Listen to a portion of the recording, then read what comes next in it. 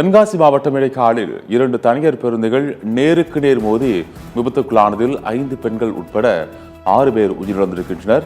இந்த கோர விபத்து குறித்த கூடுதல் தகவலுடன் இணைகிறார் செய்தியாளர் சம்பத். வணக்கம் சம்பத், இந்த கூடுதல் இதை பற்றின விவரங்களை பதிவு பண்ணுங்க. நிச்சயமாக ஆபிரகாம், தென்காசி மாவட்டத்தில் தனியார் பேருந்துகள் ஒன்றுக்கொன்று நேராக மோதி ஒரு பயங்கர கோர விபத்தானது ஏற்பட்டுள்ளது.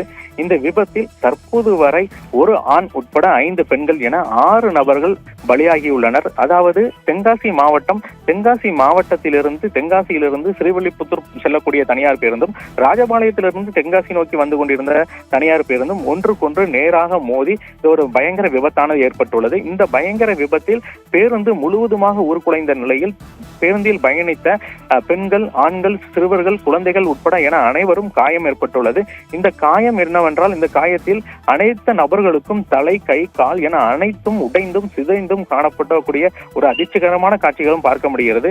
அந்த வகையில் தற்போது வரை இதுவரை தென்காசி அரசு மருத்துவமனையில் தன்னார்வலர் ஆம்புலன்ஸ்கள் உதவிகளுடன் 20க்கும் மேற்பட்ட ஆம்புலன்ஸ்களில் தென்காசி அரசு தலைமை மருத்துவமனையில் காயம் ஏற்பட்டவர்கள் சிகிச்சைக்காக அனுமதிக்கப்பட்டு அவர்களுக்கான சிகிச்சைகள் தற்போது வரை அனுமதிக்கப்பட்டு வழங்கப்பட்டு வருகிறது. மேலும் இதில் 3 நபர்கள் மேற் சிகிச்சைக்காக தற்போது திருநெல்வேலி அரசு தலைமை மருத்துவமனைக்கு அனுப்பி வைக்கப்பட்டுள்ளனர் என்பதும் குறிப்பிடத்தக்கது.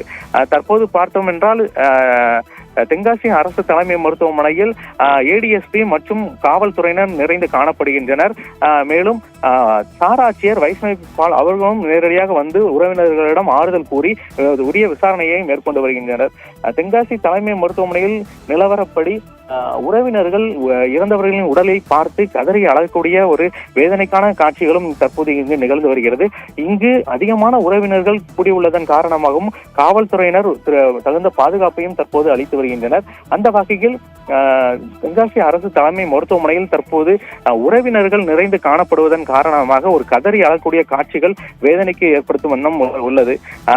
மேலும் வைஷ்ணவி பால் சாராட்சியர் உரிய விசாரணையை மேற்கொண்டு வருகின்றனர் என்பதும் குறிப்பிடத்தக்கது. ஆபிரகாம்,